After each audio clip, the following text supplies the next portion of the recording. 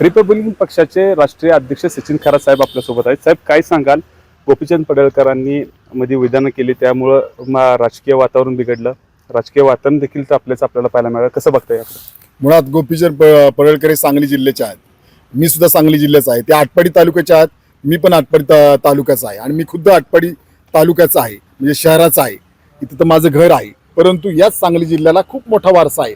जर पाहिलं तर या सांगली जिल्ह्याला नागनाथ अण्णा नायकवडी, जी.डी. बापू लाड, वसंतदादा पाटील, राजाराम बापू पाटील, नंतर काळात जर पाहिलं तर पतराव कदम साहेब, आर पाटील साहेब, अत्यंत मोठा वारसा आहे. तरी सुद्धा गोपीचंद पडळकर सुसंस्कृत बोलण्याच्या ऐवजी अत्यंत खालच्या तऱ्हेची भाषा या राज्यामध्ये करताना दिसत आहे.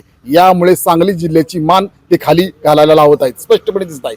यांचा कित्येक वेळा मी निषेध केलेला आहे. कित्येक वेळा त्यांना सांगितलेलं आहे कोणत्याही परिस्थितीमध्ये तुम्ही चुकीच्या भाषेचा वापर करू नका. मध्यंतरी त्यांनी ख्रिश्चन धर्माविषयी सुद्धा अत्यंत चुकीचं विधान केलं होतं. याचा सुद्धा राज्यभरातून निषेध झालाय, त्या समाजाने सुद्धा निषेध झाला. त्यांच्यावर कोणतीच कारवाई माननीय मुख्यमंत्री साहेबांनी केली नाही. आता सुद्धा त्यांनी आदरणीय जयंत पाटील साहेबांबद्दल जे विधान केलं याबद्दल निषेध व्यक्त झाला. परंतु माननीय मुख्यमंत्र्यांनी ज्यावेळेस त्याबद्दल प्रतिक्रिया दिली त्यावेळेस स्पष्ट म्हणतात की गोपीचंद पडळकर यांना राज्यामध्ये खूप मोठं होण्यासाठी संधी आहेत. ते तरुण नेते आहेत, आक्रमक नेते आहेत. आक्रमक नेते सगळेच आहेत राज्यामध्ये, तरुण नेते सगळेच आहेत. पण ही बोलण्याची पद्धत नाही ना.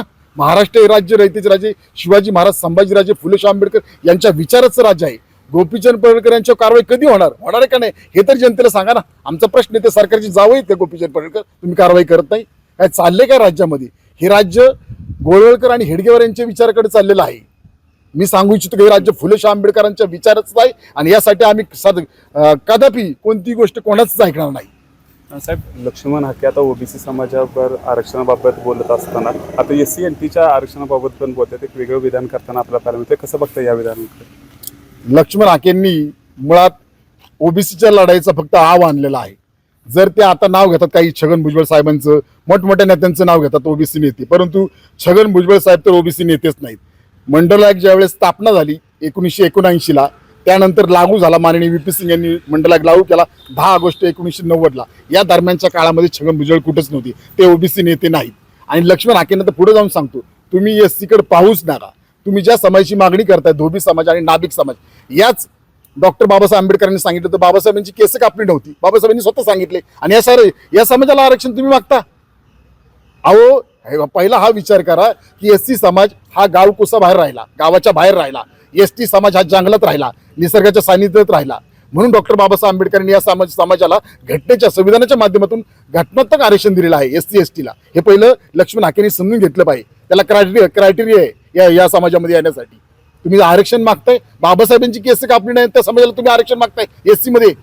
हे हास्यास्पद आहे ना. पहिली गोष्ट लक्ष्मण हाकेंना मी पुढे जाऊन सांगतो, कोणत्याही परिस्थितीमध्ये SC समाजाच्या नादी लागू नका. आणि SC आरक्षणाला जर नख लावण्याचा प्रयत्न केला तर नक्कीच आम्ही हात उपसून टाकू बाहेरून, हे मी त्यांना सांगू इच्छितो. त्यामुळे कृपया करून आमच्या नादी लागू नका, कारण आम्ही कुणाची अवलाद आहे हे जगाला माहिती, एवढंच सांगतो. साहेब, जर बघायला गेलं तर काल गुणरत्न सदावर्ते यांच्यावर मराठा समाजाच्या माध्यमातून हल्ला करण्यात आला. वेगवेगळी विधानं मराठा समाजावर करताना आपल्याला ते पाहायला मिळतात. यावर कसं बघतात? मुळात सदावर्तेचं काय बोलायचं? सदावर्ते हसतो काय, रडतो काय, ऍक्टिंग मारतो काय, डान्स उड्या मारतो काय, कॉलंट्या उड्या मारतो? सदावर्तेला एवढंच सांगू, सदावर्ते काय करतो? आता जातीमध्ये भांडण लावण्याचा प्रयत्न करताना दिसत आहे. सदावर्ते हा नथुराम गोडसेचा विचार मांडत आहे. सदावर्ते हा फक्त मध्यंतरी संविधान जिंदाबाद म्हणतो, जय भीम म्हणतो, परंतु याला डॉक्टर बाबासाहेब आंबेडकरांच्या विचाराचं काही घेणे देणे नाही. जो नथुराम गोडसेचा विचार मानतो तो बाबासाहेबांचा विचाराचा समर्थक असूच शकत नाही.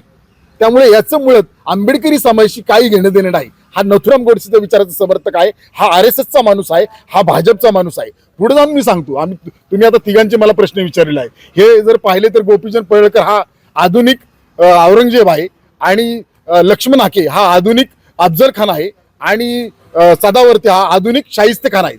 हे तिघजण आधुनिक औरंगजेब, अफजल खान आणि शाहिस्ते खान आहेत. यांना काही घेणे देणं नाही. फक्त जाती धर्मात भांडणं लावणं, प्रसिद्ध स्टंट करणं. पण त्या तिघांना सांगू इच्छितो, हे राज्य फुले शाहू आंबेडकर यांच्याच विचाराचं आहे. हे राज्य कधीच गोळवळकर आणि हेडगेवार यांच्या विचाराचं होऊ शकत नाही. हे तिघांनी ध्यानात ठेवावं.